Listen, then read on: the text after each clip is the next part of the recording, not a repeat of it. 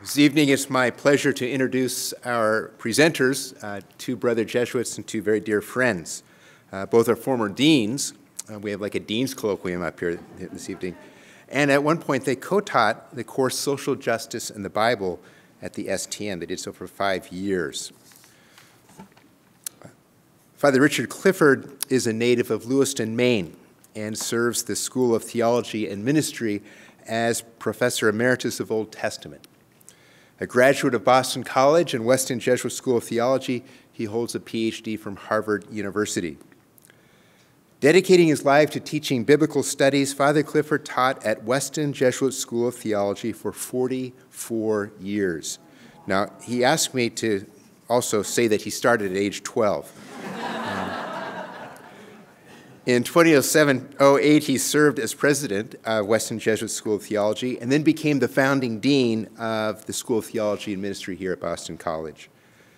Father Clifford was general editor of the Catholic Biblical Quarterly and is a former president of the Catholic Biblical Association. His scholarly interests, shown in several books that he's written, as well as scholarly articles, include the ancient Near Eastern background of the Bible, the wisdom literature, Psalms, the book of Genesis, and the interpretation of the Christian Bible in contemporary culture. And as I mentioned, his publications, which are numerous, reflect these interests. They also include a 2012 revision with the late Father Daniel Harrington of Reading the Old Testament, an Introduction by Paulus Press, as well as several other more publications in popular venues. Father Clifford also appears in a 24-lecture DVD series entitled Enjoying the Old Testament, put forth by Now You Know Media. On weekends, you will find Father Clifford saying Mass at St. Margaret Mary Parish in Westwood. Now, with Father Thomas Massaro, my first thought is, look what the wind brought in today. Father Massaro is a member also of the Northeast Province, a native of Queens, more specifically Floral Park. I actually saw the Little League field that Tom claims he hit a home run in at one point in his life. He's a former colleague as a professor of moral theology for 15 years at Weston Jesuit School of Theology and here at Boston College School of Theology and Ministry before arriving in Berkeley to become dean of the Jesuit School of Theology there, and Tom just finished his term as dean last year. Father Massaro holds a doctorate in Christian social ethics from Emory University. His several books and many articles are devoted to Catholic social teaching and his recommendations for public policies oriented to social justice, peace, worker rights, and poverty alleviation. A former columnist for American Magazine, Father Massaro writes and lectures frequently on such topics as the ethics of globalization, peacemaking, environmental concern, the role of conscience in religious participation in public life, what we're doing tonight, and developing a spirituality of justice.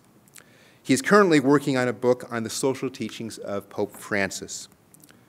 Besides teaching courses on many aspects of Catholic social teaching and the role of religion in public life, he seeks to maintain a commitment to hands-on social activism. He served a 6-year term on the Peace Commission of the City of Cambridge and is a co-founder and national steering committee member of Catholic Scholars for Social Justice. So please join me in welcoming Father Richard Clifford and Father Thomas Massaro.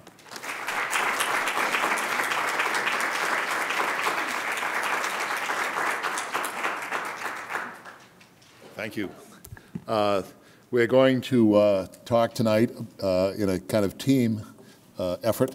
I'll do the biblical background of the prophets, and then Father Massaro will do the Catholic social teaching today. And I'm just going to test whether this works. It does. On the way over, I was thinking of a remark by Brendan Byrne, a New Testament biblical scholar from Australia, who said that without how different Christianity would be if there were no parable of the Good Samaritan or the parable of the prodigal son, the story of the prodigal son. And I thought that really it made it clear to me that how influential a particular teaching or parable can be. But then I thought how important, and even more so, the prophets how influential they have been in Judaism and in Christianity, and really in the history in Western civilization. Their influence is just immense, and it would be hard to imagine how we talk today without the prophets. I would like now to give a brief survey of the prophets in the Bible, and I'm going to talk first about who were the prophets, and then the meaning of judgment in the prophets, which I think is a concept that we can easily misunderstand, and then say something about how the prophets were interpreted within the Bible, both within what Christians call the Old Testament, the Hebrew Scriptures, and the New Testament, and then make some suggestions about how we can learn from the prophets today. So, assuming that they do work, yes. Who were the prophets? There were many prophets in the ancient world, but the prophets that we'll be interested in hearing about this evening all did their ministry within a 250-year period, from about 750 to 500. You can qualify a couple of the minor prophets, but that, I think, stands true. Especially, Daniel is a special case. Christians consider Daniel a prophet. In current Judaism, they do not, but Daniel was considered a prophet in early Judaism. So we have the three major prophets, Isaiah, Jeremiah, and Ezekiel, and then 12 minor prophets. Minor not because they were insignificant, but because their books were shorter. They differed, as I mentioned before, there were many prophets in the ancient Near East, and it would be strange if there were not, since people took divine causality so seriously. There had to be speakers for the gods in these cultures. But the writing prophets that we have in the Bible differ significantly from what we can find out about the prophets of neighboring cultures in at least four ways. For one thing, they spoke authoritatively about national and international politics. And the prophets that we have outside of the Bible, for the most part, are speaking of cultic affairs. They're advising the king that he should rebuild a shrine or something of that nature, but not with anything near the vehemence and authority that these prophets feel that they have to talk about affairs in Israel and Judah and international politics as well. That's one difference. Another difference is they really, for the most part, acted independently of the establishment of that time, which would have been the priesthood, kingship, and wealthy landowners. They were not beholden to them. They may have come from that class, but they were not indebted to that class that they came from for what they said. Another element that is very significant about the prophets is that they assumed that they had authority from God. They did not have authority from the station that they enjoyed. Isaiah seems to have been from the upper class in Jerusalem, but that was not the source of his authority.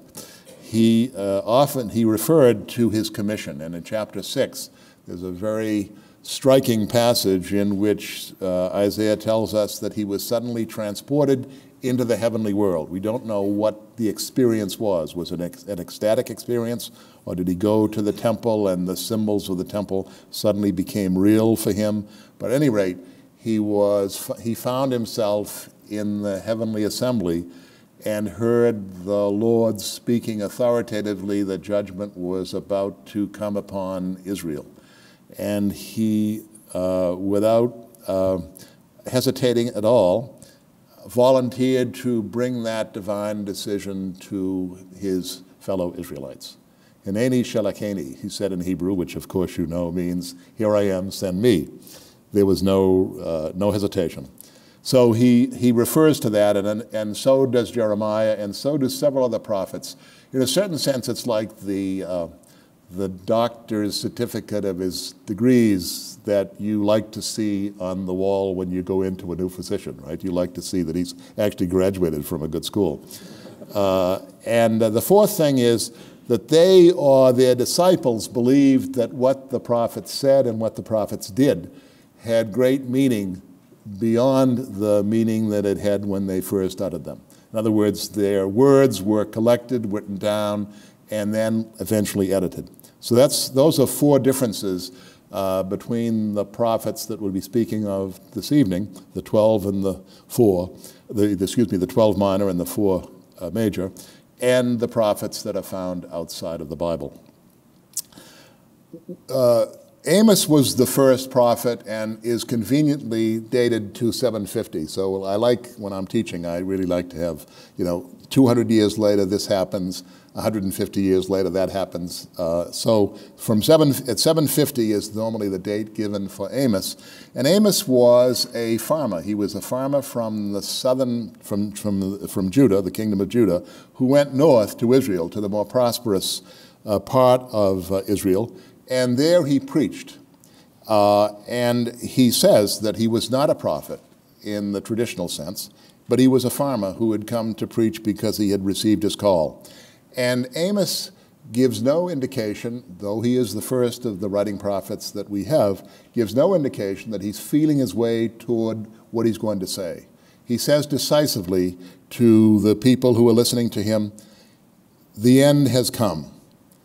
And why, you might say, why is the end come? We'll look at that in a second. But I think he says that decisively, and all of the prophets who come after him more or less echo that decision that the end has come. What that means is that any future that Israel has is going to have to come on the other side of a process of purification or judgment. And the prophets are going to see themselves as monitoring that process of purification that eventually by 500 or the 6th century is coming to an end, and Israel is able to return from exile to its capital city, to Jerusalem, and rebuild the temple and begin life anew, but now as a purified people. So there's no sense that he's feeling his way toward it. He is convinced that that has happened. And the reason is, if you look at Amos and then you look at the other prophets, is the reason for that announcement that the end has come, the relationship between the Lord and the people of Israel has come to an end, is for 2 reasons mainly: their false worship and social injustice. Now, by false worship, I mean both that they were worshiping the wrong gods. Remember, in that world, people were, it wasn't that they weren't religious, they were in a sense too religious. They wanted to have a lot of gods around them. And in the case of Israel, they were only supposed to have one. So that was one reason. And then the other reason was they may have been worshiping the right God, the Lord, Yahweh, but they also had blood on their hands. Their conduct did not match up to the profession that they were supposed to be making.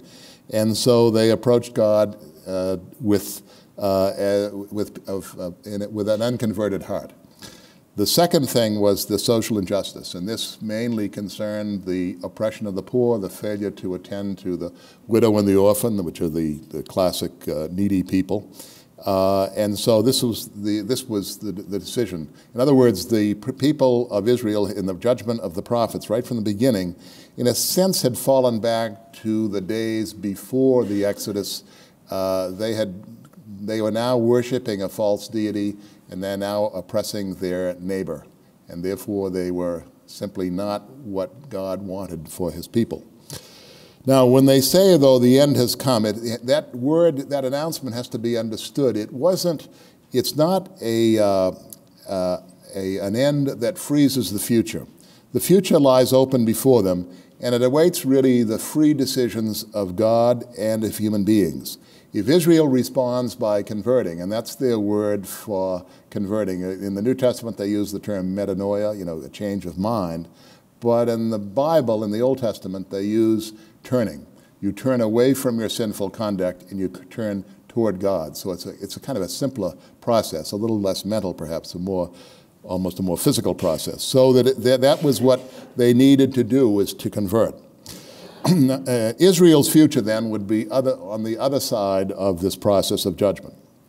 And so you ask, what does judgment mean? Whoops, I wanted to show you a picture of 2 of the prophets before we go any further, at least as envisioned by Michelangelo. You'll notice that on the left you have the prophet Isaiah, and he has a book in his hand. That's the book he has written, I presume. And he is turning away from something. And what he's turning away from is the depiction of the flood which in the portrait, in the picture, in the great ceiling that Michelangelo painted, the flood is over there, but I think Michelangelo wants to make a reference to what Isaiah said in chapter 54, that never again will the flood come upon humankind. And so it's illustrated that, that turning away from the flood, it'll never happen again. On the right-hand side is Ezekiel. And Ezekiel has his feet firmly planted on the ground, as you can see, as a kind of contrast to the sibyls around him. And he also has this kind of abrupt, almost angry air. And you can see a scroll open. That scroll is the woes that he is told to eat at the beginning of the book. But this is Michelangelo's imagining of these two great figures. So we go now to the meaning of prophetic judgment. We tend to think of judgment as something that has to do with the law court. A judge considers the arguments and makes a decision. And then someone else, the executive branch or the police will, or the prison system will carry out the judgment of the judge. But the primary meaning of the Bible to judge is not to make a legal decision. It's rather to rule or to govern. And a good example of what that means is the book of Judges is one of the books of the Old Testament. And the Jewish translation, I think, correctly says, translates it as the book of tribal chieftains. And I think that's what it really means. It means to rule or govern. Judicial function may be included somewhere along the line, but not primarily. So to judge, therefore, is not a theoretical pronouncement, but it's often an intervention into an unjust situation. Now, this is really something that we would never permit a judge to do. A judge would then get up he'd lay aside his black robes and correct an unjust situation in front of him. But in the Bible, to judge is to intervene often enough, and it intervenes to make an unjust situation just. It's not, therefore, inherently negative, although we often think of the judgment as such. It really means to uphold the righteous people, to put down the wicked, and I think it is often forgotten, to ensure that everyone in God's world has enough. And the word in the Bible is to be sated.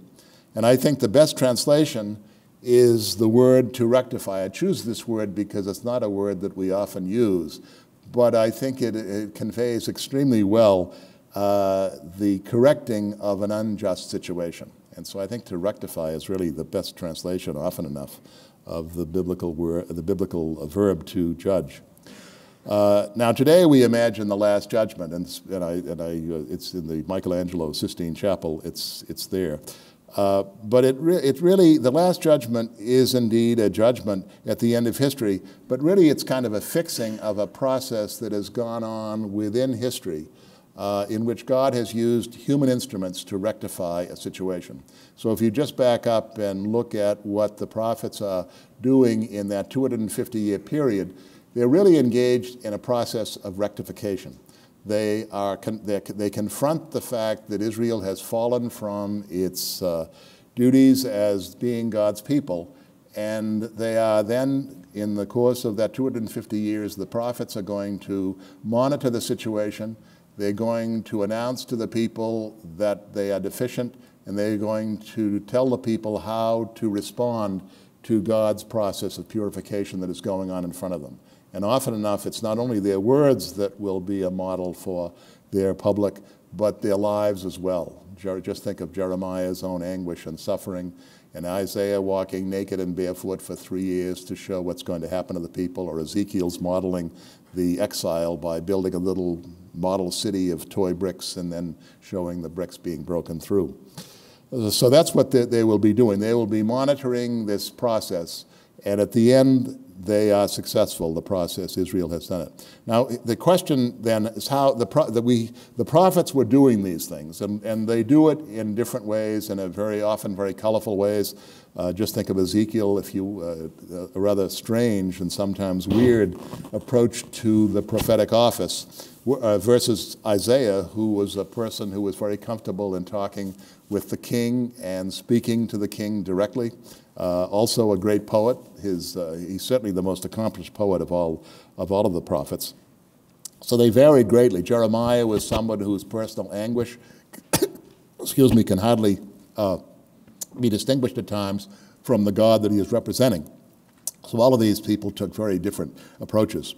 So within the Hebrew Bible, what seems to have happened is that the words were written down, and there's no reason to think that the prophets themselves, in some instances, did not write down the words.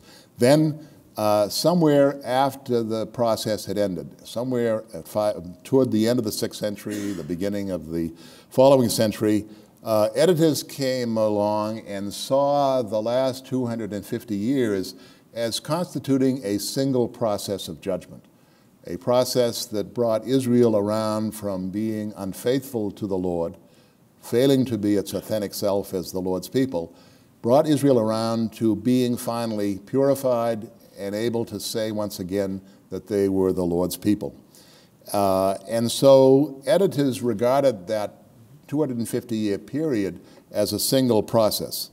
And they then began to put together and copy the words. One of the big issues was, of course, there were no printing presses, so it was an expensive process to edit because you had to copy and have people copy it and then make sure that the copies were done correctly and so on. But only the prophets who correctly saw what was happening were copied. The alternate versions, remember that Jeremiah had these false prophets, so he called them, who has said, there's no problem, this terrible situation will end in a year or two. And they weren't copied. They didn't have it right. But the ones who really told the truth were copied, and they're the prophets we read in the Bible. Now, in the New Testament, Christians have both the Old Testament, the New Testament, the Hebrew Scriptures, and the New Testament. And it's clear that Jesus saw himself as a prophet. As interpreted particularly by scholar N.T. Wright, I think he's not the only one, but he certainly, I think, has made a case that's rather attractive, to interpret Jesus as, among other things, not only a teacher, but as a prophet who was interpreting and announcing God's work in history, saying that that work had come to a climax in him, and that there was a new turn in the history of God's dealing with his people. That's how Christians see it. And he then ushers in the final stage. And he brings people, he not only announces it, he enacts it by bringing neglected people at the margins into the center, by welcoming excluded people to his meal, to his table, by healing the sick, by speaking up for the poor, by forgiving sinners. So, and then Jesus, therefore, has this prophetic office which he exercises, and he hands that prophetic office on to his church. You can see in the book of Acts, for example, that the disciples who were commissioned by the church, but ultimately by Jesus, doing what Jesus did, healing, announcing, bringing into the center people at the margin, and so on. So, and then the church then has the task of continuing that prophetic office, exercising it not only with regard to those outside, but also with regard to its own internal household. So, what do they teach us today? So we're going on to the so what question. The first, I just want to make a statement about the assumptions. The prophets made an assumption that people who use the prophets today do not make. The prophets assumed divine causality. They assumed that God created the world in justice and in wisdom, and then saw to it that that world moved forward again in justice and in wisdom. And so the prophets felt they could speak to everyone who also believed in divine causality, that God was present throughout the world, and that they could therefore speak in God's name.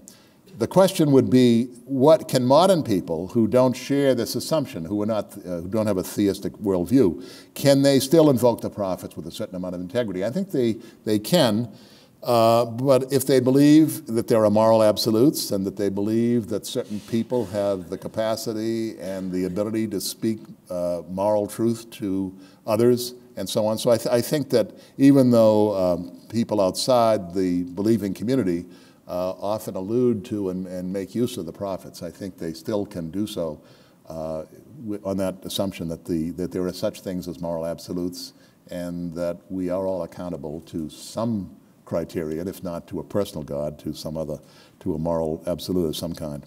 The prophets distinguish between Israel, which was elected by the Lord, the supreme God in heaven, and the nations who look on. And I think that and so also do Christians, I think, and Jews today.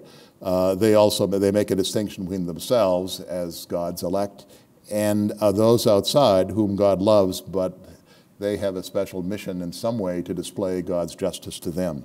And I think that we have to, when using the prophets, I think we have to be aware of that distinction, that the holy people are those who, the holy community of God, the community that God has chosen, has a function not only to be loyal as a community to God and to enshrine God's justice in their own way of living, but they also have a duty to display to others outside the community what God wants. A couple of things these are more random, I wouldn't say random remarks, but they're remarks. They are somewhat connected. Israel, it's important, I think, to keep in mind that Israel was defined by a narrative. I mean, we tend to think of ideas as, we tend to think somewhat of doctrine and ideas, but Israel's itself, and I think this is true of the church in its own way too, is really defined by a narrative, and its credibility is how that community lives out the narrative. And the narrative that is certainly there for the Old Testament, for the people of Israel, and it's there, I think, in a somewhat adapted way for New Testament people, for Christians, consists of the Exodus.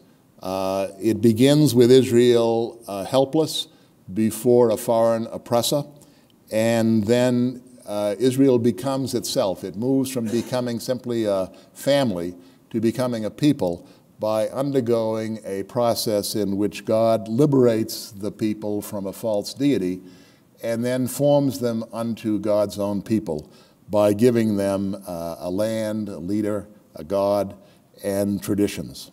And so this narrative really is a theory. It's the theory that grounds Israel's identity. And then when they make a covenant, they become even more bound to each other and to God by this covenant. One of the points about covenant that I think I found very helpful is the point particularly made by Frank Cross, but it's echoed by others who agree with it, that what a covenant does is is to use family terms. Since family was so dominant in the thinking of the people, a covenant extends to a group outside the family the familial relationships. And so kings who make a covenant with each other can speak of each other as brothers, and even command love and loyalty to each other. And I think if you have keep that aspect of covenant in mind, you can see it really binds the people of the holy people, the elect people, in a very close way. So the final point that I would make is a couple of more points. One of the, I mentioned before that the indictment that Amos and then all of the subsequent prophets make against Israel is that they are engaged in false worship and in social injustice, in cruelty to one another. And false worship, I just want to say, and I think I mentioned this before, was not only worshiping the wrong God, it was also using religion to improper ends. It was making sacrifice when your hands are bloody and you have extorted things from your neighbor. But the social injustice, I think, I'd like to illustrate it more concretely by saying that Israel was an intensely agrarian society. It's been estimated that over 90% of the population of Israel was engaged in some way in either growing crops or in processing them, and that they derived their clothing and their food from the land that they held. Remember, this was not a place, this was not a culture in which you could freeze and freeze dry or transport vast quantities of food from California to New England. It was the land on which you stood was the land from which you and your family would draw sustenance, clothing, and food. So the land then becomes, I think, in a certain sense, it functions like the modern concept of the common good. And so it was very important for Israel to be just and to be fair about how you held the land, how you acquired the land. And so I think Leviticus chapter 25, if you're looking for a brief text, I think it is as concise a text as you will find.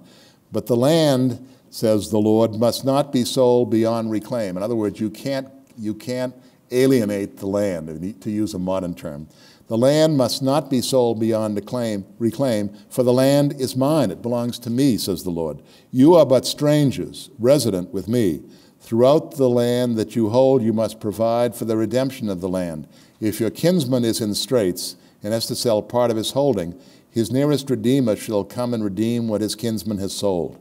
In other words, you can't alienate the land. It was given to you on condition that you and your family would hold it, but it wasn't given to you to sell. And the prophets oppose the wealthy who acquire land that sometimes needs to be, the landowners would lose because they couldn't buy the seed, and they might sell their children or sell their land and then be reduced to serfs, which was the situation prior to the Exodus. So that's a very, very important point. You can see the strong egalitarian. Then I just want to mention something that really derives from that, about the concern for the poor. The biblical idiom is to deal the widows and the orphans. The orphans here are really the fatherless. That is, they have no family to protect them. They also add sojourner or resident alien to that list. And the concern is motivated by what I would call a solidarity perspective, because it says, for you were aliens in the land of Egypt. You yourselves, you know what it is to be without land and to be a stranger in a foreign land. And that should be enough motivation for you to pay attention to those in your midst who are in the same boat now. I'm not sure, I'll go through quickly, finally, a thesis. This is Norbert Lofink's thesis on justice in the Bible, because I think it gives a concreteness to what I'm saying that might not otherwise be conveyed.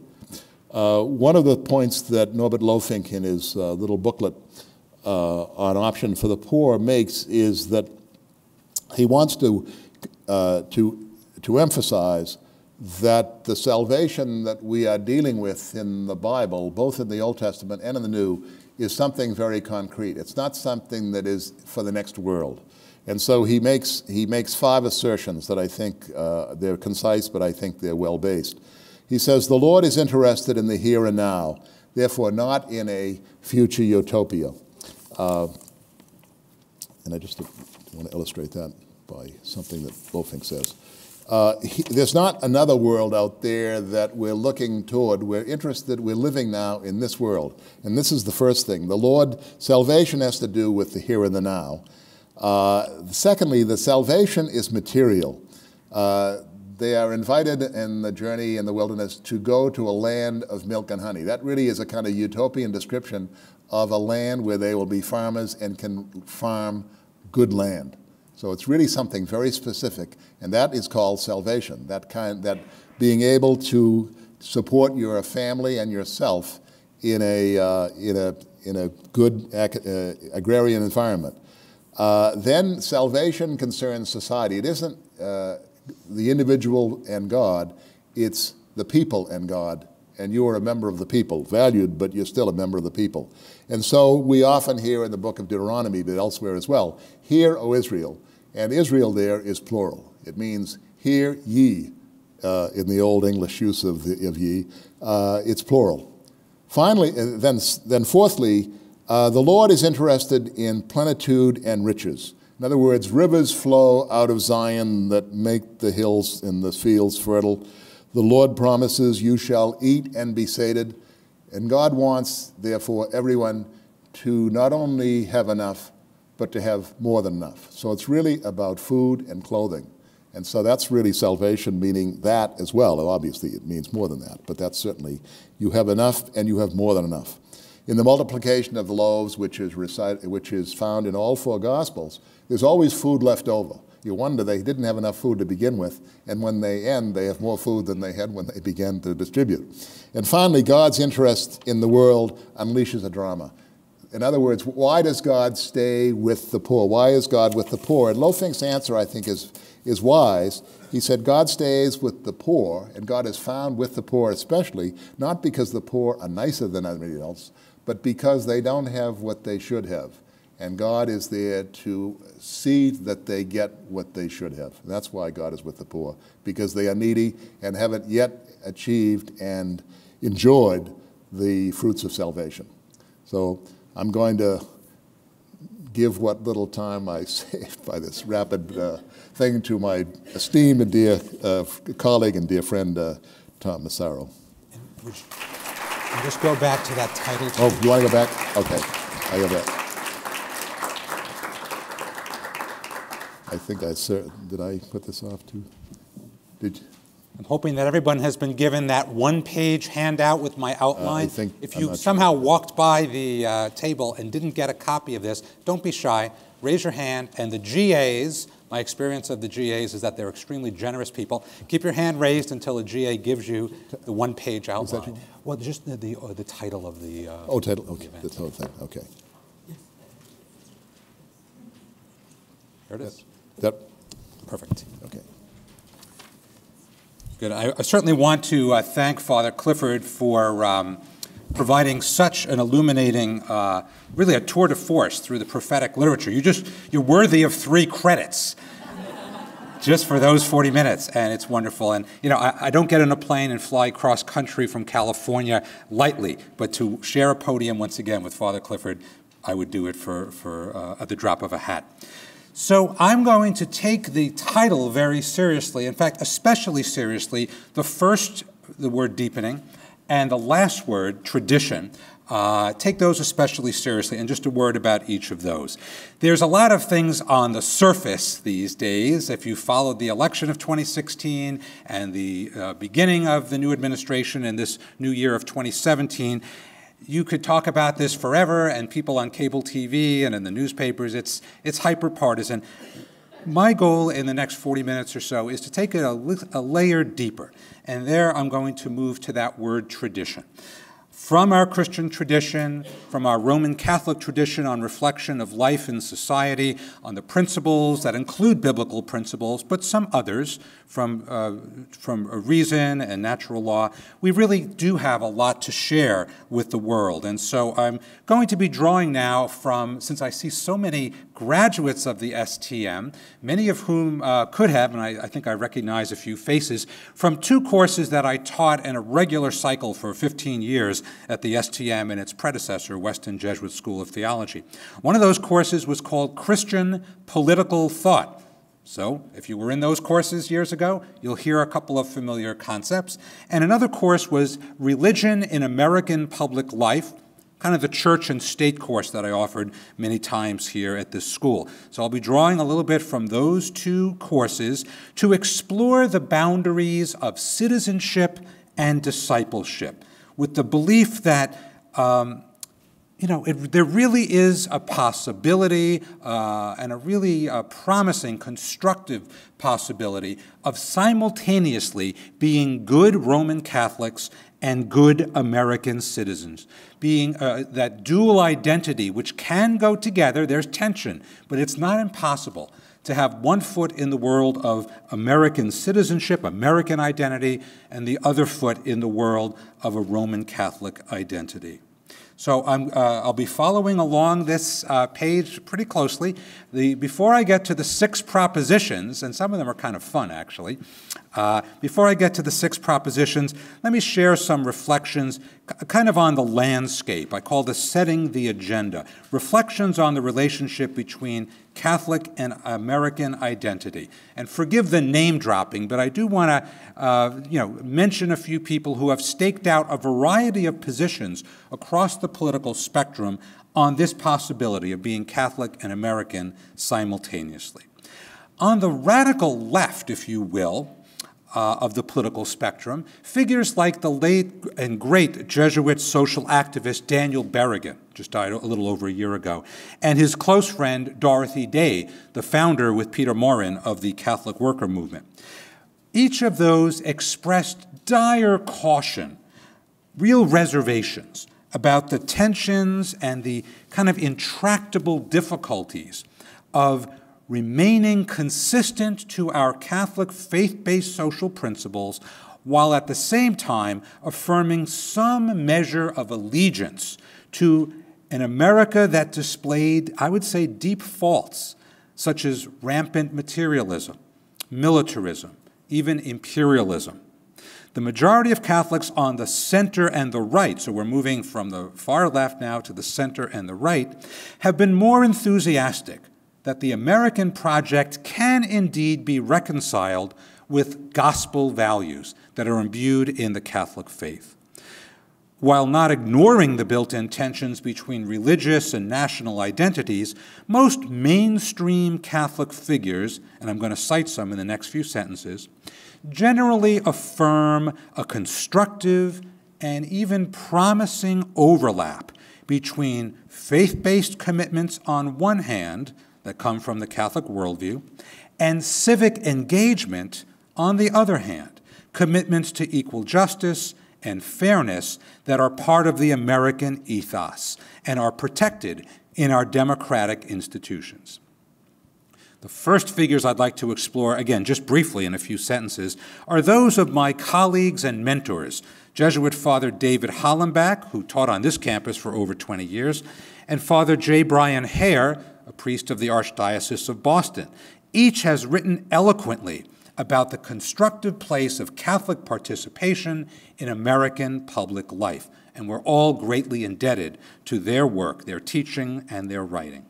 By no coincidence, each of them spoke on this campus at a wonderful conference.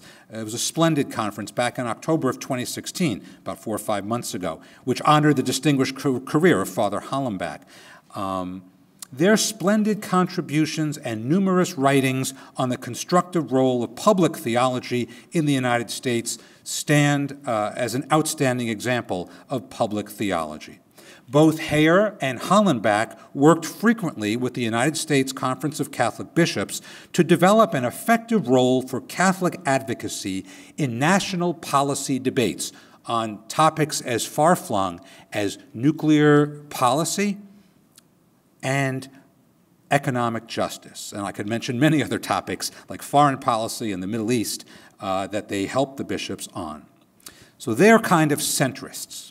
Moving a little further right along the political spectrum, certain other Catholic voices have expressed especially great enthusiasm about what Catholicism has to offer to the American polity. I'm thinking here of the late Michael Novak, who just died, by the way, back in February, and whose book, The Spirit of Democratic Capitalism, makes a very strong, I would even say overly strong, claim that Catholic values and virtues are perfectly compatible with our corporate market economy. In fact, Novak claims that they're indispensable to the triumph of a capitalist productive system that has, in his view, practically salvific potential effects for all of us, rich and poor alike. In the same camp as Michael Novak is, again, the late Richard John Newhouse, who repeatedly expressed his belief that we are indeed living in what he called the Catholic moment. That was the title of a book by Richard John Newhouse. The Catholic moment, where the faith commitments and the practices of Roman Catholicism could be vindicated as having, again, soteriological, salvific significance for the entire American public. And surviving those two figures, Michael Novak and Richard John Newhouse, is George Weigel, who also says the same things about the Catholic moment. Even if you're not so eager to affirm those particularly strong claims about how closely Roman Catholicism and American capitalist approaches go together, and I do tend to have doubts about some of that, you can get a flavor for the shape of that long debate over the compatibility of American and Catholic identities. There's no need to cast this challenge in any particular ideological direction in order to recognize that the dialogue between Catholic faith on one hand and American constitutionalism on the other hand is a very fertile debate, especially in turbulent and uncertain times such as we're experiencing here in the year 2017. It's a good debate, it's a long debate, it's a contentious debate, but it's very constructive. Now, I apologize for starting my talk by doing quite so much name-dropping before I even get into my remarks. But please indulge me to drop one more name, and the name of that probably is the most welcome of all. That's the name of Pope Francis. Though not explicitly referring to the United States, at least not very often, the pontiff did dedicate a short section of his first major teaching document of his pontificate, which you will know by the name The Joy of the Gospel, or the Latin, the Evangelii Gaudium. It was his apostolic exhortation published in November of 2013. And in paragraph 205 of that wonderful document, Pope Francis writes this simple but very meaningful sentence. Here it is. Politics, though often denigrated, remains a lofty vocation and one of the highest forms of charity, inasmuch as it seeks the common good.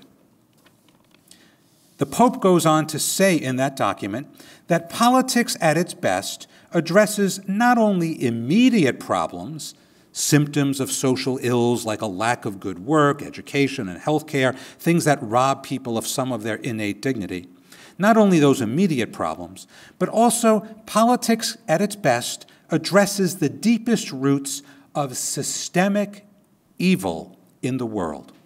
Pope Francis concludes this paragraph with this declaration, again, a single but very packed sentence. Here's the sentence. I am firmly convinced that openness to the transcendent can bring about a new political and economic mindset which would help to bring down the wall of separation between the economy and the common good of society. So, Pope Francis, a high estimation of the potential role of politics and politicians in our society. Note the deep optimism here. Not only are religious commitments compatible with national projects to advance prosperity, but the efforts of people of faith are portrayed as indispensable for progress towards our shared social goals. That is, the common good. The common good which transcends the private and partial goods, the self-interest, that we take for granted, that every person pursues as a matter of fact, but there is an overarching and transcendent common good. More on this in just a moment. To translate this into our national context, we can affirm at least this much. Precisely by following our Catholic, faith-inspired call to pursue the common good, we contribute to the national project of the United States, and that is, and you could all quote this from the preamble to the U.S. Constitution, to promote the general welfare and to ensure the blessings of liberty on us and our prosperity. Pope Francis joins the figures I've mentioned earlier in suggesting that there is no necessary conflict between our identity as believers and our identity as citizens. Of course, there are innumerable challenges relating to sharing such a large country with so many other people, so both our fellow Catholics and the 75% of the population that is not and never has been Catholic, people who hold a wide range of opinions on exactly how we should live together in society, with various conflicting priorities and different ideas of the common good. Pluralism. Pluralism is indeed a key challenge to civic unity, and the sheer variety of voices and views present in this mixing bowl that we call America demands many virtues and many compromises. We have to work out our differences over time. If you hadn't noticed by now, we're not doing this in a very tranquil way the last few years. We have fallen into a type of hyper-partisan bickering. And so my hope is that forums like this on a college campus, this event today, is a great opportunity to reflect together on what elements of our tradition, speaking as Roman Catholics now, might be capable of kind of dredging up and renewing in order to give some guidance and to issue some reminders of the proper strengths that we have and proper resources to kind of right the ship of state today. So I'm getting a little bit ahead of myself. I'm already talking about some of the content of those 6 propositions. So why don't we just forge forward again using your outline page as a guide. We'll go through those 6 propositions, probably 4 or 5 minutes each, and then we'll have plenty of time for conversation. Well, the first proposition is the most comprehensive of all, and it relates to the matter of pluralism that I just introduced. We would do very well to profess reasonable hope that citizenship today can continue to draw from the strengths of each of the communities of faith within our larger civic community, and a reminder of the content of that First Amendment to the U.S. Constitution, that the United States was founded as a secular civic republic, sometimes called a secular experiment, not a religious experiment with an established church. So remember your First Amendment, the Free Exercise Clause and the No Establishment Clause. Let me offer some brief commentary on that assertion, number 1 of my 6 propositions. In 1960, Father John Courtney Murray, perhaps the greatest American Jesuit to contribute to public theology, published his famous volume, We Hold These Truths, Catholic Reflections on the American Proposition. It not only earned him a place on the cover of Time magazine, but also famously helped alleviate many of the tensions and many of the strenuous objections that the then Protestant establishment in the United States proposed to the candidacy of Democratic presidential candidate John F. Kennedy in his campaign for president that year. Father Murray made some key points about the project of situating a particular confessional tradition, like Roman Catholicism, within a pluralistic secular society and a civic polity. Perhaps the key analogy within this book was based on the way that our lungs, the right and left lung, work together in sync in the process of breathing. In a similar way, those who share a religion or an ideology are able to come to grips with the pluralistic world they inhabit through a process of breathing together. And if you know a little bit of Latin, that's the verb conspiro, from which we get the cognate conspire. He called it a conspiracy. Easy to understand, but I think we can get the point. Many religious traditions conspire together, in the good sense of the word, to bring about dialogue, and even through respectful dialogue, to forge a solid consensus on public policy and the underlying social goods that are adequate enough to provide just and secure governance of a country. The political philosopher John Rawls, about a decade later in his magisterial book, A Theory of Justice, proposed kind of a social contract approach to how to portray this same idea of a conspiracy. Rawls used the phrase, the overlapping consensus. And like Father Murray, John Rawls was optimistic that the social institutions of political liberalism can indeed achieve the stability and the broad support necessary for effective governance, even in a complex world today. As long as we nurture the virtues and the habits of mind that allow us to respect others, that allow us to respect others' ways of following their own the lights of their soul, their own comprehensive doctrines, Rawls called them, their own worldviews, that may conflict somewhat with ours as Christians or Catholics, but need not cause interminable conflict. So both Murray and Rawls are classical liberals with a high regard for equal liberty among people. And they seek to extend freedom to all people. And they hold what I call a judicious brief for religious and political toleration. And if there's any enemies of a liberal order, like Rawls and Murray proposed, those enemies would be, to paint with a broad brush, intolerance, suspicion of others, especially outsiders, xenophobia, if you will, a defensive crouch that prevents us from getting the kind of empathy, eliciting care for others, curiosity about their views, keeping them in the discussion. That's the enemy of democratic tolerance. Moving to my second point. I'll just read it and then comment on it. The most distinctive contribution of Roman Catholic political reflection to U.S. politics are its notions of, and here's the big two, they're underlined, right?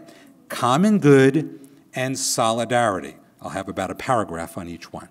Even stripped of spiritual and eschatological content, these communitarian values of common good and solidarity provide guidance for a full range of public policy measures potentially acceptable to all as a common sense check on rampant individualism in our society.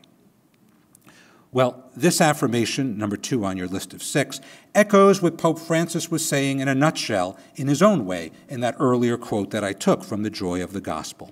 There, Francis spoke most explicitly about the common good as a laudable goal of politics. But solidarity is also a closely related concept. So a few sentences about the common good and how we are to understand it.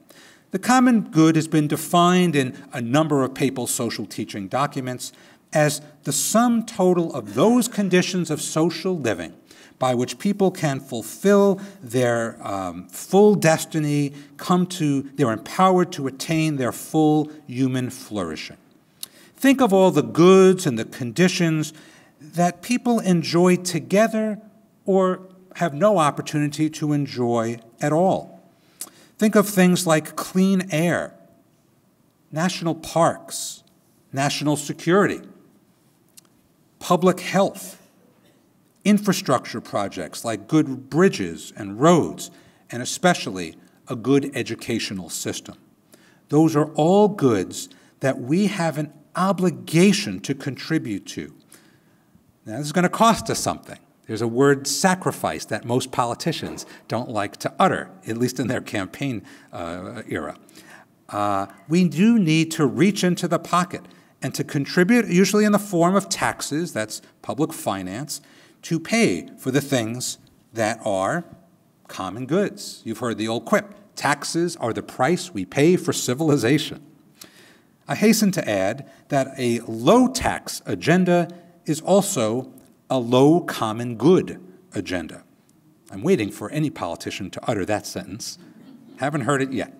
If you have a knee-jerk opposition to any tax, well, you're probably not committed to the common good, or at least you're engaging in wishful thinking that somehow these things will pay for themselves. They won't.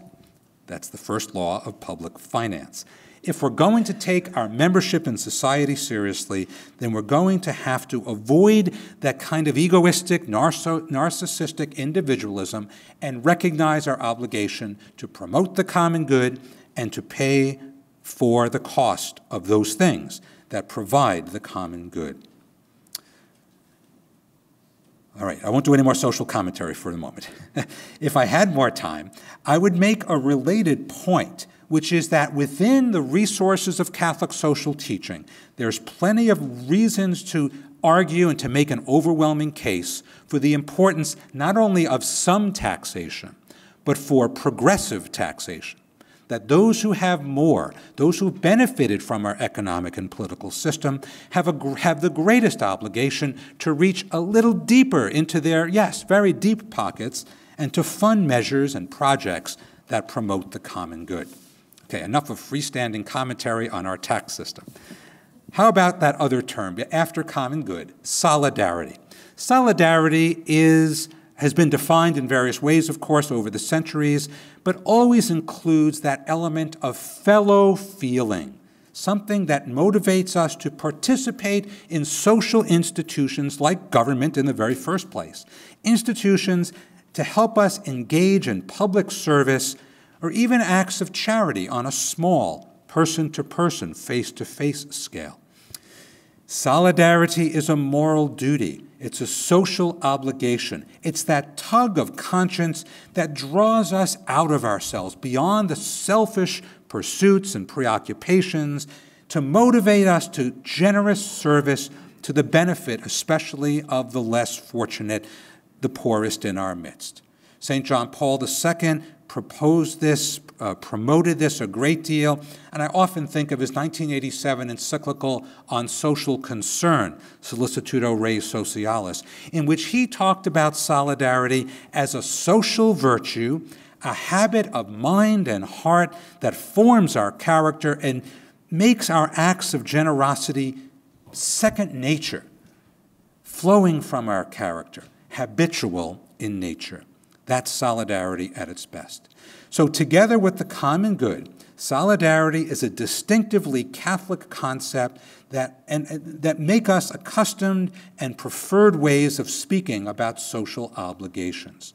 The prominence of common good and solidarity in forming us as citizens of virtue render the Catholic community, perhaps, this is my argument, the most consistently communitarian voice commonly heard in American public life.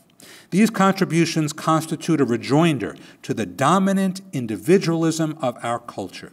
So really, they are countercultural, yes. It's important not to overstate the case, because really all Americans can be and probably are, to some extent, fluent in the language of communitarianism, just as they're fluent in the primary language of individualism. Here I'm rehearsing an argument made by Robert Bellah and his co-authors in that famous book, it's still really good 30 years later, Habits of the Heart, and the follow-up volume, The Good Society.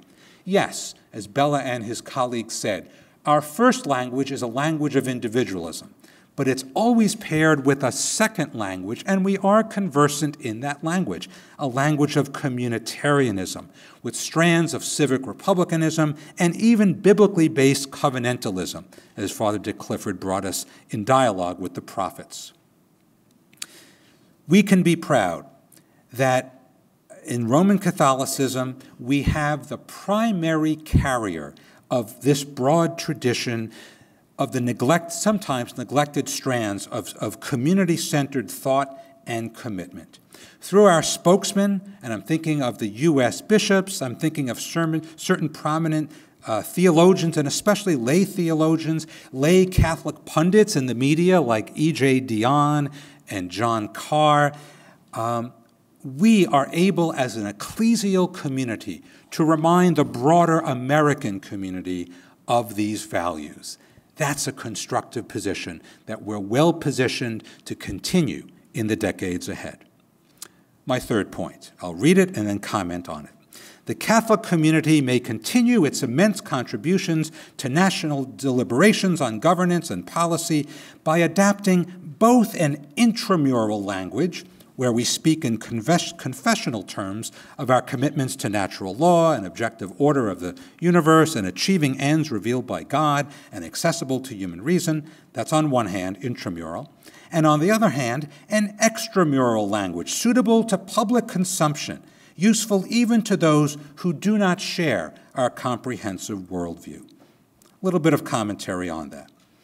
As Catholics, we're eager to articulate our comprehensive worldview in terms of our view of an objective order of the universe. And I'm not afraid to use, and we shouldn't be afraid to use, natural law language, because it captures our sense that God has a will for the universe And it's a benevolent will that all of us thrive, and that our civil laws can indeed lead us, help us thrive, at least mirroring, if not capturing, all of God's eternal and natural law. God's intention is for each of us to form friendship with God, and for God's intentions for public life, that our civic institutions of politics and the economy and our culture can help all of us pursue and achieve the common good, and especially concern for the well-being of the poor in our midst. The prophet said that, and the Catholic Church today is a carrier of that overarching comprehensive message. From the time of St. Augustine forward, Christians have recognized that there is indeed a sacral aspect to politics. We do not sharply differentiate the sacred and the natural ends in our political life. Some of the political goals affirmed by a Catholic worldview do contain spiritual significance. Our supernatural ends, union with God, do indeed overlap even with the seemingly strictly temporal ends, the goals of prosperity and the peace that sustains our prosperity, which allow us to live well. St. Augustine talked about that in the 4th and 5th centuries, and our church and our theologians talk about that today in the 21st century. Sometimes we want to split the temporal and the spiritual ends of humankind and the earth itself, and there's times when that's appropriate. But we should always be looking for ways to adapt our language to pluralism, to adapt the way that we speak about social goods to the needs of those who share some of our beliefs. They're good humanitarians, they believe in natural law, or at least some elements of natural law, and certainly human rights, but maybe they don't share all of our language. Now, if we're not willing to do this, then sadly, our only other option is the sectarian option. Think of the lifestyle of a very good group of people, the Amish or other branches, the Mennonites, other branches of the Radical Reformation. Good people, but they've chosen a sectarian option that says a firm no to getting too involved, getting their hands dirty in the affairs of state, taking oaths of office and serving in the military and other things, paying certain taxes. Catholics are always eager to engage society, never choosing the sectarian option, not fleeing the world, but choosing social engagement. And as a result, we do have that obligation to adapt our language, employing the dual language of intramural, a language within the confines of the church, and an extramural language for talking to people across the boundary, those who don't share the full extent of our beliefs. I often think of, what is a good Catholic senator or member of the House of Representatives? How does he or she present themselves and their arguments in the floor of the House or the well of the Senate? No matter how articulate they are, it's probably not a good idea to appeal to devotion to the Blessed Virgin Mary when you're out there talking about how to promote health care for all Americans and not just some. Sure, there's a little schizophrenia to this, that, saying, okay, well, some arguments I'll use for others, other arguments I'll preserve for just our intramural discussion. Seemingly schizophrenic, but it's good strategy to alter our language a bit to account for others in our pluralistic society. My 4th, 5th, and 6th points are all a little briefer, aren't you glad? But we're going to get to the end here. We're more than halfway through. Let me make those points distinctly and then open it up to the question and answer. And I'll leave it to you to connect the dots. So number 4, you can read 4 on the page, and then I'll have just a bit of commentary. 4, Christian reflection on the origin, purpose, and nature of government also includes guidance not just on the what of governing, public policies, etc., but also on the how of governance, virtues, qualities, habitual behaviors, and value commitments of holders of public office.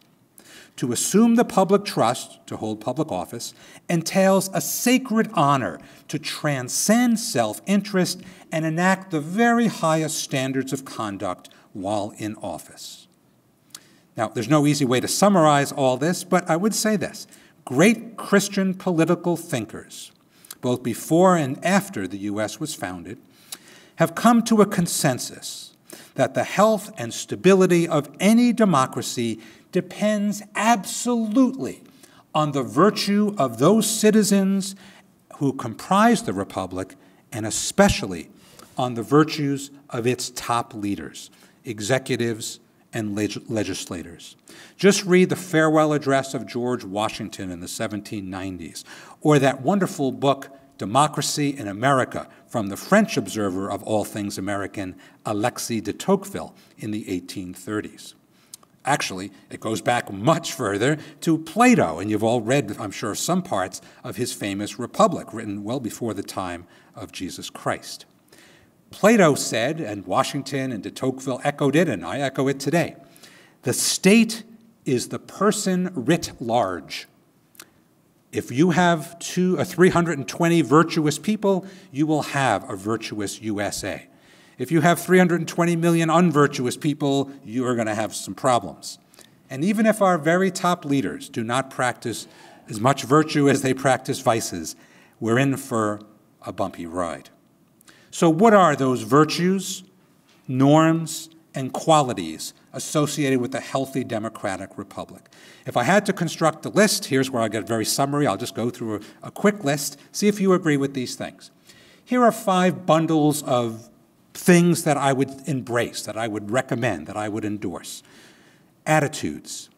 Attitudes like restraint, fair play, impartiality, respect for the law and for government institutions. That's the first item. Secondly, virtues like modesty, humility, and a willingness to admit mistakes. That's very hard. Third, a universal concern for the betterment of the lives of all, and especially the poor. No favoritism, no bias for the in-group. We call this magnanimity. Fourth, here's a bundle of things to embrace: truth-telling, transparency, eagerness to pay attention to verifiable information, intellectual curiosity that is not satisfied with sloppy analysis, rumors, conjecture, but a willingness to revise your conclusions through reasoned deliberations and careful evaluation of evidence. Fifth and finally, I commend the quality of encouraging free and open debate to build consensus, not browbeating other people, not browbeating the press or the public into silence or threatening them by denigrating their contributions. So this is a call for civility. Those are 5 things I would recommend. Here's 3 bundles of things that I would recommend, drawing from Christian political thought, to avoid. First, modes of discourse that are divisive, combative, strident, bombastic, employing overly charged rhetoric that fosters anger or resentment. This is on the level of good impulse control, no bullying. Secondly, avoid an inordinate appeal to fears and suspicions rather than hopes. Let's appeal to the better angels of our nature, to quote Lincoln. And third and finally, to avoid, here's a cluster of behaviors: tantrums, boasting, displays of anger, vendettas, getting even, making people pay for opposing you. In short, vindictiveness. Christian political thought, the proud tradition of our church and its theologians and its philosophers, rejects a politics of fear and division in favor of hope and generosity. You know, democracy isn't just a mechanism. You don't just count the ballots and let the chips fall where they are. There's a democratic temperament that underlies all the decisions in a democracy. A temperament, a sensibility, a commitment to certain habits of mind that includes toleration. Any democracy depends for its stability on top leaders who exhibit the virtues that I just listed and avoid the vices that I just listed. These lists are not particularly Roman Catholic in content. Plenty of people could come to the same lists in an agreement. But here's my segue to number 5. There's a wonderful genre of literature prevalent mostly in medieval Catholicism. I'm going to quote some texts from the 12th, 13th, and 16th centuries very briefly, which leads me to this modest proposal. I propose the revival of that wonderful medieval literary genre called the Mirror of Princes. Did you ever hear that phrase? It's a genre of political treatise with a certain audience in mind. The audience is the leader. Back then, it was usually a king or a queen, I suppose. Sometimes the writers of these treatises wanted to satirize or even rebuke the leader. Other times, it was written to praise, or I would even say flatter, the leader. What it does is it takes up the strategy of describing the virtues of a good ruler and sometimes the vices of a bad ruler. And it's like holding up a mirror to the prince and saying to him or her, I guess if it's a queen, you should look like this, not like that. I have three favorite examples and just a sentence or two on each one. In the 12th century, the year 1159 to be precise, John of Salisbury, anyone know who he was? A British figure who later became the Bishop of Chartres, France. He wrote a treatise called the Polycraticus, translated from Latin, the Statesman's Book. And it was an attempt to either flatter, rebuke, satirize, but also it could be an attempt to instruct or persuade an audience of one.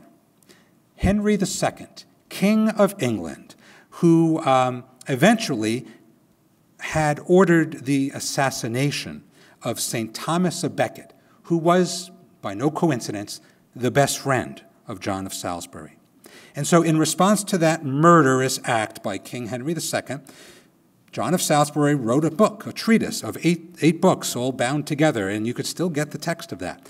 And in the book, John recommends what a good king should look like. And by the way, if you want to go to your thesaurus or your book of quotes, here's the most famous quote from the Polycraticus of John of Salisbury. I'll give you the Latin first, then I'll translate it. Rex illiteratus ex quasi asinus coronatus. Anybody giggling now? Okay, well, here's the translation. An illiterate king is like a crowned ass. Or donkey. A second mirror of a prince was written by someone you probably have heard of, St. Thomas Aquinas, in the 13th century, the year 1260 to be precise, when he was asked, and he did, under commission, to write a mirror of the prince for the king of Cyprus, that island in the eastern Mediterranean. His treatise was called On Kingship, De Regno, or sometimes De Regimini Principium. And in that treatise, Thomas Aquinas held up like a mirror to the prince. What are the laudable principles of governing wisely, fairly, and justly in the pursuit of the common good, not private gain? A third item, and you've all heard of this one, from the 16th century, Niccolo Machiavelli. Did a shiver go down your spine just now? The Prince, written in the year 1513. It really is an anti-mirror of the prince, because it features a very dark view of how a ruler should conduct himself, or I suppose herself, although I don't know a single woman that's as lacking in virtue as the princes he was describing. And Machiavelli laid out what it looks like for an unscrupulous politician who would rather be feared than loved. That's a quote from the prince. Normalizing murderous behavior and all the anti-values. And that's the treatise that includes the shivering statement, the end justifies the means. So there's three mirrors of a prince. You could have a positive mirror or a negative one. And, there's other ways of doing this. You could remember the 7 deadly sins or the capital sins: avarice, envy, wrath, sloth, gluttony, lust, and pride. Those also could be a pretty good mirror of a prince. My final proposition, number 6 on the list, I'll do this quickly and move on to our conversation, but I can't resist this one. The slogan that we've heard so much in recent parlance, "Make America Great Again," and its follow-up, "America First," is objectionable for this reason, which I'm drawing from Catholic social thought. This slogan tends to exclude concern for the cosmopolitan goals. Here, the phrase international solidarity comes to mind, that Catholic leaders have long championed, and for sound theological reasons, both practical and principled in nature.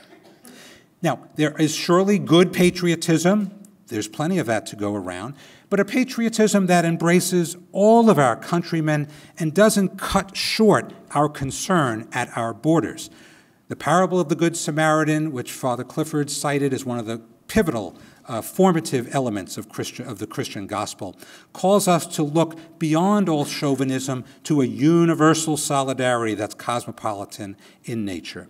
We need to get beyond isolationism, xenophobia, discrimination, and indifference to the needs of people beyond our borders.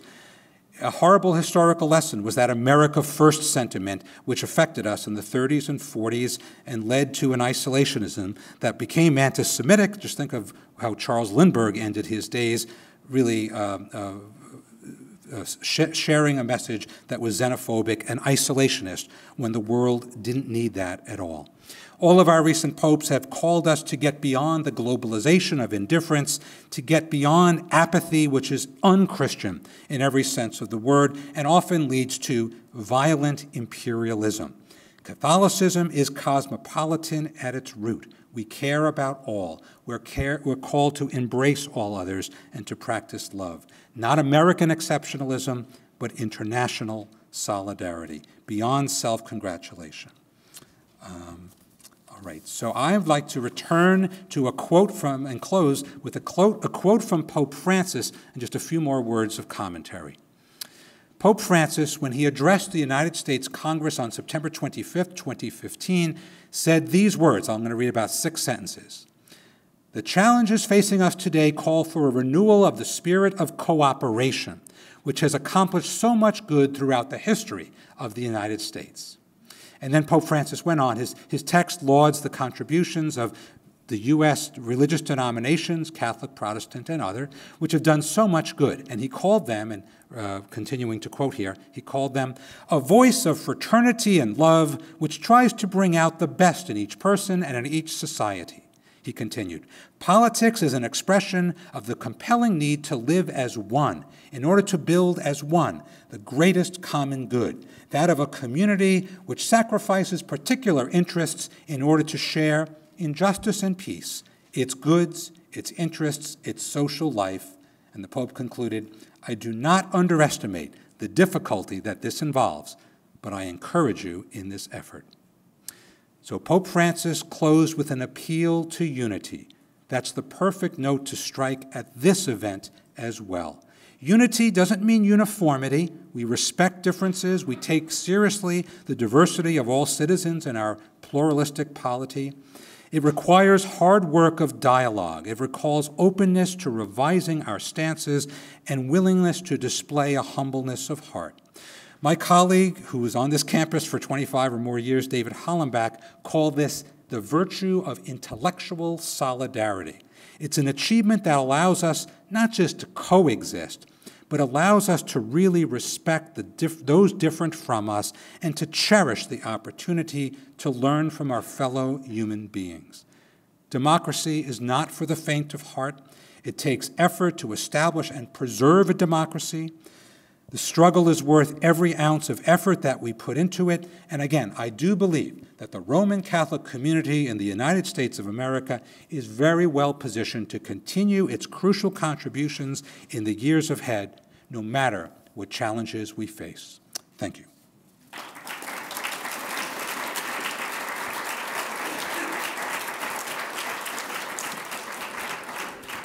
You've been a very patient audience, over an hour. I'd like to do what we said we would do. Take a minute, a little pause, think for a moment. What did you hear? Are there questions, follow-ups, things we left out? And then after a few seconds, turn to someone, or maybe groups of 2 or 3, to your left or right, just for 2 or 3 minutes, to share a few thoughts, top thoughts on your mind. And then about 3 minutes from now, we'll reconvene, and there'll be microphones, and you can ask your questions through the microphone. So come back in 3 minutes.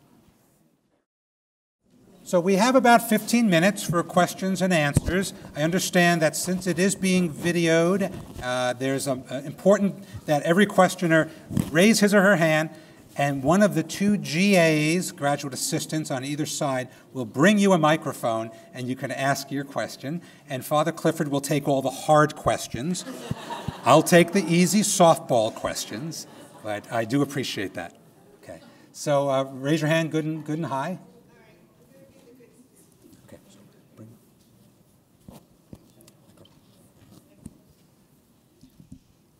Hi. So I had a little bit of an issue with your idea that we all need to be happily giving our tax dollars in support of these infrastructures and the common good, et cetera, because aren't we to also be supporting subsidiarity, which I understand to be the smallest body that you can get to, as in, say, the family. If the family can do the job, let's trust the family. If the family can't, let's go to the parish. If the parish can't, let's go to the local community. Given the fact that not everybody in Washington has those virtues that we wish they had, you know. Good. All right. This is an excellent. You can be a good Catholic and still not want to throw your money to Washington, put it that way. Sure, good. Well, put me down against throwing away money needlessly or needless centralization. That's the point. And subsidiarity, by the way, I know that you've taken courses in Catholic social teaching, but for those who may have forgotten their 1931 encyclical Quadragesimo Anno from Pius XI, he introduced that in paragraph 79 of Quadragesimo Anno. And it's a check on unrestrained big government, and a very wise check, and it has a great pedigree in the almost 90 years since Quadragesimo Anno.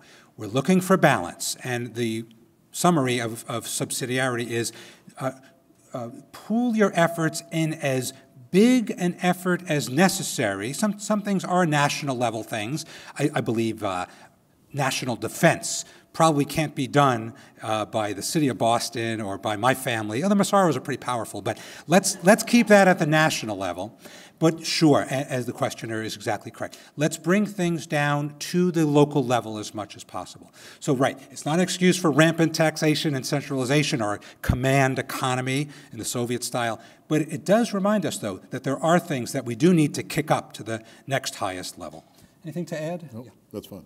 Subsidiarity doesn't come up in the Bible, so Father Clifford may not know about that. Pius XI invented that word. Yeah. Okay, so I see another hand. Brian. Okay. Thank you both for a very enlightening presentation. Based on Father Clifford's question, one of the fourth one, I believe, what the prophets have to offer us today, I'd like to ask a question: who are the prophets today in society?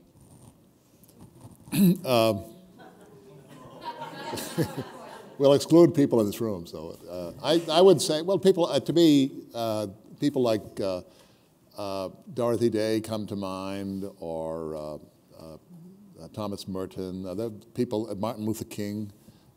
They had wide credibility, and they did important things that were connected to justice and helping us overcome our narrow focus. There were many others, but those are just some that come. And you know, my knowledge of the prophets is a little thin. I know their words because I read them in the Bible. I don't know as much as Father Clifford about what they actually did. Some of the prophets were killed, so they were putting their bodies on the line. It seems to me that in this 21st century, the power of words, though strong as ever, just, you know, the internet's ever at our fingers, but it gets diluted. To me, actions are speaking louder and louder than words these days. So people like the Jesuit martyrs, Dorothy Day put her body on the line every day in the houses of hospitality. It just seems to me, and especially with the younger generation, the millennials, everything from Generation X, Y, the millennials, and whatever's after them, people in diapers now, right? We have some people taking care of babies in diapers here. The actions will speak increasingly loud. Words are good, but actions really, I think, are the prophets of the future.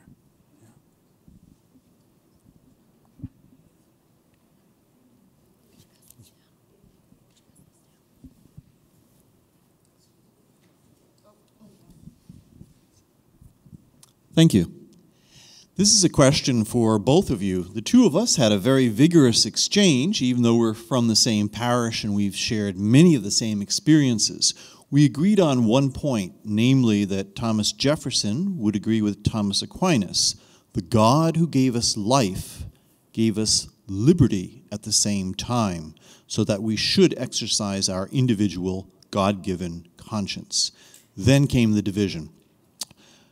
By and large, the American Catholic witness is one of community values, whereas more and more today, it seems the expression of American individual initiatives is just that, individual. So the question for both of you would be this: how does the Catholic Church today more effectively bear witness to a communitarian value in a society that's all about moi? Yeah, you want to start? Yeah, try it. So. Well, you start and I'll finish.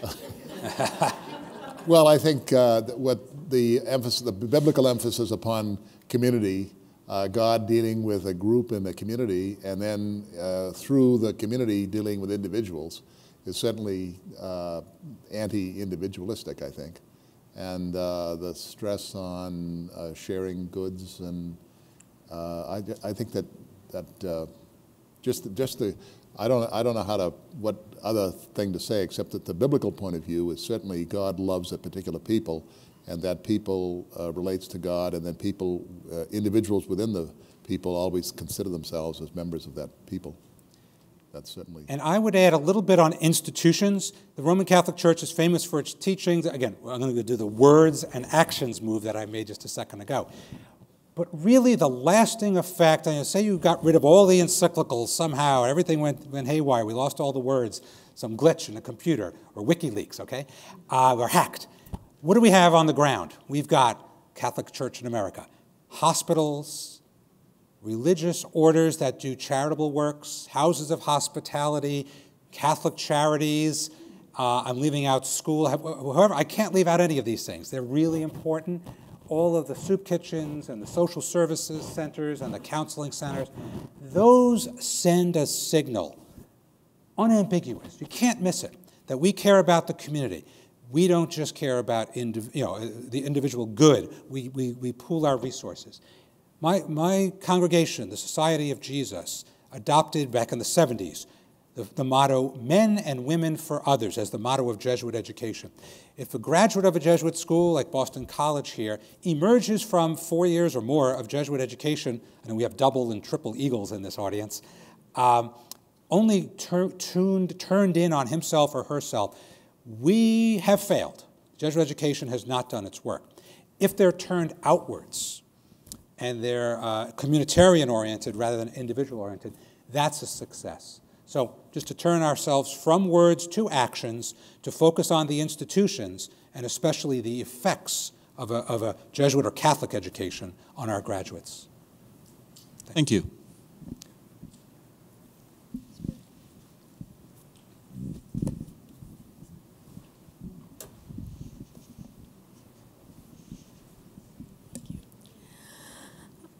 I found myself very inspired by what you had to say, but I have a question.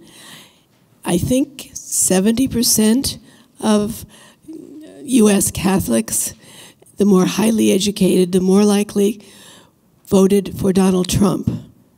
And although we don't want to be partisan here and are trying to be fair to everyone, I wonder if the Catholic leadership has failed to adequately articulate the Catholic vision, since that is how Catholics voted. Well, I'll jump in and just simply say, those people who voted for the Republican candidate, I haven't said the T word yet, have I? Those people who voted for the Republican candidate on November 8th, they saw in the Republican candidate something that others didn't see. So 62 million people saw something that was attractive, and in the net balance, obviously when someone casts their vote, they're doing a balance. In their estimation, each one of those persons looked into his or her conscience. We've had the word conscience very wisely raised, and that was the overall balance that they saw. and 66 million people saw a different balance and voted for another candidate. Roman Catholic moral theology is a value raiser, not an answer provider. So I've been teaching for 20 years on the graduate level. I don't lead with my conclusions. Oh, if you're in my courses long enough, you're probably going to get some Massaro conclusions, okay? It slips out. But I think it's very wise for all of us, and our bishops as teachers, magisterial teachers with the teaching mandate, to lead with the values, to articulate as best they can the values as they see them, as a teacher, as a bishop sees them. All of us do this. We do it with our children as well. And let the person, with his or her conscience, make the final determination. It has to be that way. You can't hold people's hands as they go to vote. So have our leaders failed? Well, if they failed to inform our conscience, it's not by failing to hold their hand as they reach for the voting lever. It's several layers further back.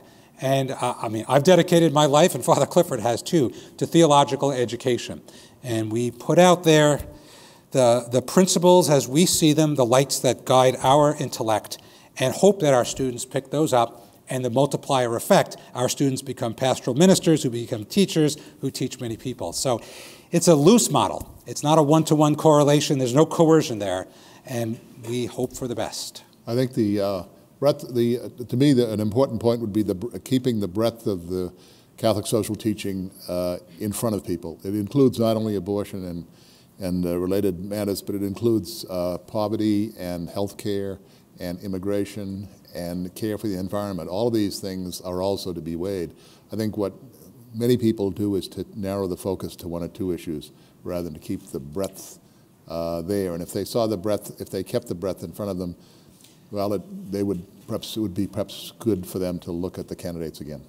And the bishops do continue to issue their quadrennial statement on political responsibility called Forming Consciences for Faithful Citizenship, and that's a resource document for all Catholics. I guess that's it. So we're going to go down for one more question because we're approaching 7:15. I'll let the GAs decide which of the questions looks more urgent. So I think Chris, our former student.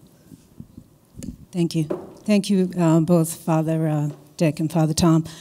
I want to pick up on this woman's question, and Dick, you just made a point about breadth of issues. You know, I wonder, Tom, you mentioned about adapting language. I wonder if it's time or timely for theologians, and particularly Catholic social theologians, to think about adapting and broadening language around definitions, particularly around poor. You know, if we look at this last election, decidedly there were two issues. There was the immigration issue that was the platform, their economic policies. We now see those two issues now really cascading across the European elections. We've got a similar circumstance happening in France that, you know, people thought the impossible would never happen. Now it's a strong possibility, and Angela Merkel is even potentially at risk. And then if those France and Germany go, the EU potentially goes. So there is a systemic issue with regard to thought around immigration and economic policy. Comment. Wondering, we have people now that are the working poor who are just below the poverty line, who do not, in Dick's biblical analysis, do not have enough. And it is, in essence, ramping up this, you know, anti-other sentiment. So I wonder if the Catholics in general, or the world in general, can be better served if we have a broadened definition of poor. And what that means, there's working poor. There are people that are marginalized even within their own church, you know, and others that just feel disconnected from many of the policies that are advocated for those that are advocating for the poor, and the government, and then at the religious level. So it's just a thought, because oftentimes programs that hit the poor don't hit the working poor. And often social justice doesn't encompass, you know, as Dick said, the environment within our own church. So just something, you know, something to think about that may tone down the rhetoric and really serve as a wonderful example for people. Good. I'd agree with that as a good statement. Yeah, and it's good to see you again, Chris. It's a perennial issue as to the language that we use. I mean, I'm very averse to using that phrase, though I probably did 2 or 3 times in my 40 minutes, the poor. We do need to make better distinctions. And just 2 days ago, Pope Francis gave an interview to Der Zeit, the German publication. It was covered in the Catholic News Service in the United States. It was translated, and America Magazine has posted something on it. And he talks about populism. I'm not sure you used that word, and Pope Francis just said a couple of things. I just want to share it. He said he's very suspicious of populism and the growth around the world, as you noted, of populism, Europe, the United States. And what he said, and here's his caution: populism always needs a messiah, and populism always needs a justification, such as preserving the identity of a people. We're seeing that in France and other parts of Europe, which leads to xenophobia, exclusion, even supremacy of one people over another. So I think it's very wide. What you said rings home to me. Pope Francis is aware of the ways that these divisions, whether it's poor and non-poor or Americans and foreigners, really leads to real deep concerns. So very wise. Keep our eye on how we divide people up with our use of language. So that's the last question we'll take, and we'll turn it to Tom. So please join me in thanking our presenters.